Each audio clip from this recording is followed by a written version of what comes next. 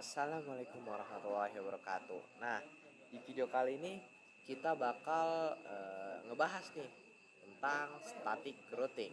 Nah, jadi routing. Nah, routing tuh kan fungsinya kan untuk mengirimkan paket data dari satu jaringan ke jaringan yang lainnya. Misalkan nih ke jaringan yang berbeda lah intinya, satu jaringan ke jaringan yang lainnya. Nah, routing ini kita tuh routing ketika jaringan kita tuh udah kompleks. Nah, kompleks tuh lainnya udah banyak. Setelah itu routing ini juga dapat agar pemantauan jaringan juga jadi lebih baik. Nah, saat ini routing eh, terdapat dua jenis. Ada dynamic routing dan static routing. Nah, dynamic routing ini si administratornya cuman ngedaftarin networknya aja. Jadi nanti sistem yang bakal ngelola secara otomatis. Nah, kita nggak bisa lihat karena kita nggak bisa lihat cara kerjanya otomatis. Nah, dan static routing. Nah, static ini eh, kita yang daftarin networknya, yang nyari jalannya, kita nih yang milih jalannya mana sih gitu. Kita yang milih jalannya kalau static routing ini. Kalau dynamic kan cuma daftarin, tapi kalau static routing ini kita yang nentuin jalannya. Nah, di static routing ini jadi kita bakal ngebahas static routing dulu nih. Nah, static routing tuh ketika klien kita tuh sedikit sih. Soalnya kan lama ya. Ketika klien kita sedikit, kita bisa menggunakan static routing ini. Tapi ketika klien kita banyak, itu udah banyak banget, itu kita bisa menggunakan dynamic routing karena tinggal daftarin doang. Nggak perlu gateway-nya, nggak perlu kita masukin gateway-nya. Cuman daftarin doang. Nah, eh kok ribet banget sih ya? Kenapa sih networknya nggak disatuin aja gitu? Nah, coba aja sih, bayangin aja kalau networknya nih satu control ini, satu office lah ya, networknya itu sama semua, itu kayak bakal ini jadi kalau ada virus nih, kalau enggak network error nih, ketika control itu satu semua, networknya sama semua, satu network semua, itu sekalinya sekalinya kena virus, satu control itu bakal mati networknya, bakal error juga, bakal kena virus juga networknya. Nah, makanya kita manajemen network. Nah, itu tuh fungsinya ketika misalkan nih di konsol kita nih, kita ada 4 lantai. Nah, networknya setiap lantai itu beda-beda gitu. Nah, ketika lantai 4 error networknya atau kena virus lah ya, jadi lantai 3, 2, 1 itu tuh nggak error juga, nggak kena virus juga, karena networknya itu udah berbeda network. Nah, seperti itu. Makanya kenapa sih network kita tuh beda-beda. Coba misalkan nih Shopee networknya kan sama semua, terus mati. Nah, itu bakal repot sih, soalnya nanti mati itu tuh kayak wah, rugi lah. Nah, itu coba ya kalau Google gitu misalkan.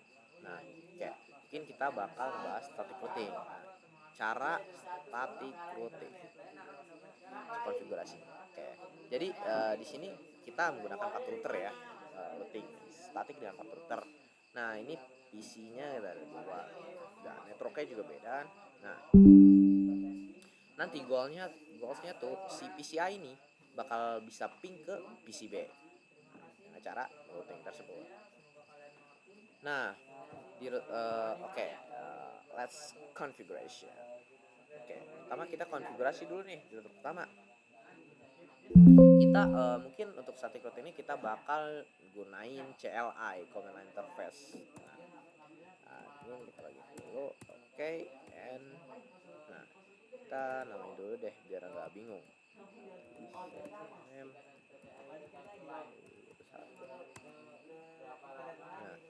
Nah, untuk satu ini kita tambahin nih lokal network kita dan gateway-nya 1010 ini. Nah, IP address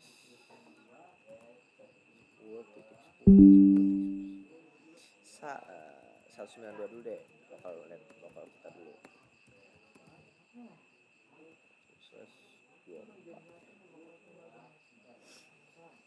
Nah, interface-nya header 2. Kita main juga gateway. Kita pakai gateway-nya 10.10.10/24. Interface-nya header 1. Nah, begitu juga dengan router 2. Router 2 ini karena dia berada di tengah. Nah, router 2 sama router 3 ini karena dia berada di tengah, kita masukin nih gateway-nya dari router 2 ini ke 10.10, kita tambahin nih sama 20.20. Nah, buat router 3 ini 20.20 sama 30.30 ke 30. 20.20 sama ke 30.30. Kita konfigurasi router 2. Admin. Admin. Oke.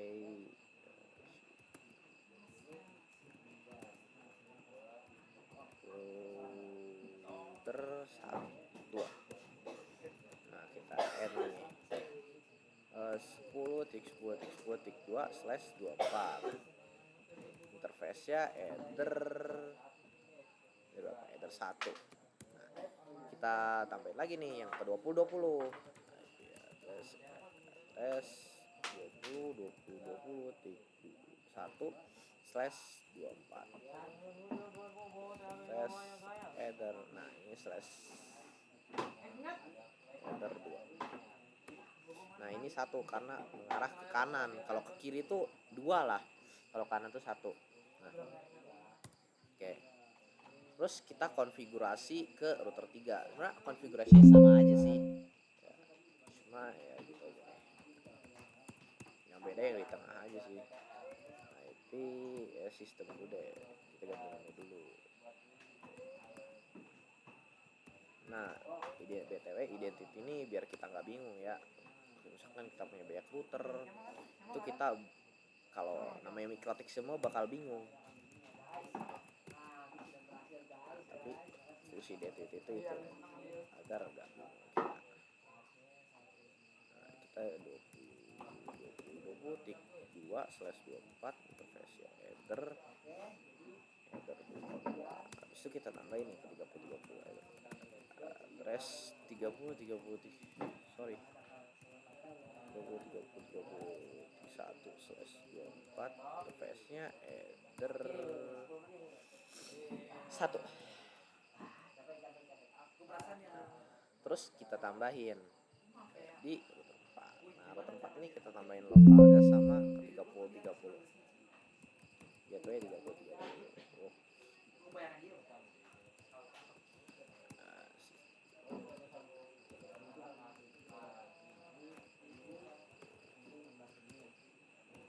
IP address 172.16.20.1/24.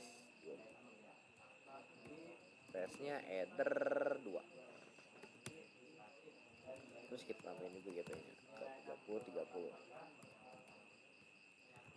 30.30.30.1/24. Space-nya header 1. Nah, kita coba nih PCI ini bisa gak sih ping ke PCB. Nah, kita satu rekan dulu. IP 192.168.2/24 192.168.10.1. Nah, kita coba nih ping ke si PCB. Ping 192.168.2. Nah, ini destination network enable. Dia bingung gitu jalurnya. Coba IP 172.168.2/1. kita ping ke PCA.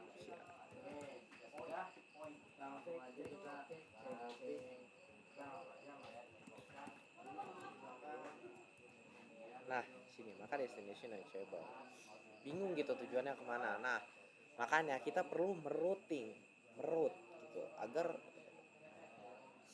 kita mengerut agar tujuannya tak tahu kita mau kemana gitu, si paketnya ini biar terarahkan.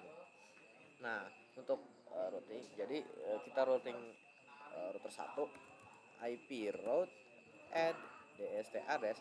Nah destination address ini kita ke 172 ke 172.16 172.16.20.1.0/24. Nah kita pakai network aja. Nah setelah itu untuk gateway-nya, nah gateway-nya kita pilih nih yang terdekat, berarti 10 ini 2 gateway yang terdekat. Nah terus kita lihat nih, nah maka di sini sudah ada flag AS tuh aktif statik, jadi kita setiap ngerouting statik nih bakal ada flag AS aktif statik, nah, gitu aktif statik. Nah sekarang kita konfigurasi ke router 2 nih. Nah kalau tadi di router 1 kita destinationnya 172.16.20, maka di router 2 sama 3 ini destinationnya tuh ke 172.16.20 sama 192.16.168.10. Jadi kita buat 2 route. Oke, kita konfigurasi route di router 2. IP route add DST address 192.168.10.0/24. Terus gateway-nya tuh 10.10.1 karena yang paling dekat 10.10.1 karena yang paling dekat gateway terdekat menuju 192 itu 10.10.1. Oke, nah kita buat lagi nih menuju ke 172.16.20. Add address 172.168.20.4. Gateway-nya kita menggunakan 20.20.2. Kita lihat nih AS belum sih. Nah di sini AS dua-duanya. Nah terus kita konfigurasi juga nih di router 3. Nah router 3 ini sama kayak router 2 karena posnya konfigurasi IP route add address 172 ya 192.168.10.1 gateway-nya. Nah gateway di router 3 ini gateway-nya tuh yang paling dekat menuju 192 ini itu tuh 20.20.1. Nah maka kita gunain 20.20.1. Oke enter. Nah setelah itu kita ke destination ke tujuan 172 IP route DST address 172.16.20.0/4. gateway-nya tuh kita menggunakan 30.30. Nah 30.30.2 yang paling dekat. Nah kita IP route print nih, kita lihat nih AS gak sih. Nah ini juga AS dua-duanya. Nah terakhir nih router keempat. Nah router keempat ini destinationnya ke 192.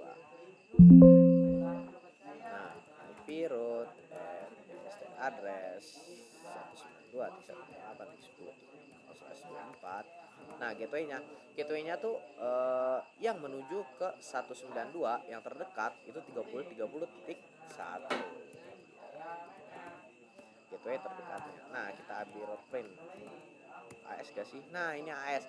Nah sekarang kita coba nih ping dari PCA ke PCB, berhasil gak sih. Itu juga sebaliknya dari PCB ke PCA. Coba ping 172.168.16.20.2. Nah, ini udah bisa ping dari PC A ke PC B. Nah, sekarang dari PC B nih ke PC A. Bisa belum sih? Ping 192.168.10.2. Nah, ini juga udah bisa ping. Nah, gitu mungkin itu static root. Nah, caranya. Nah, mungkin hanya itu, kurang lebihnya saya mohon maaf bila ada kata-kata yang kurang berkenan. Maafkan dan terima kasih untuk kalian semua yang sudah menonton. Thank you very much and uh, thank you very much for listening. Saya wassalamualaikum warahmatullahi wabarakatuh.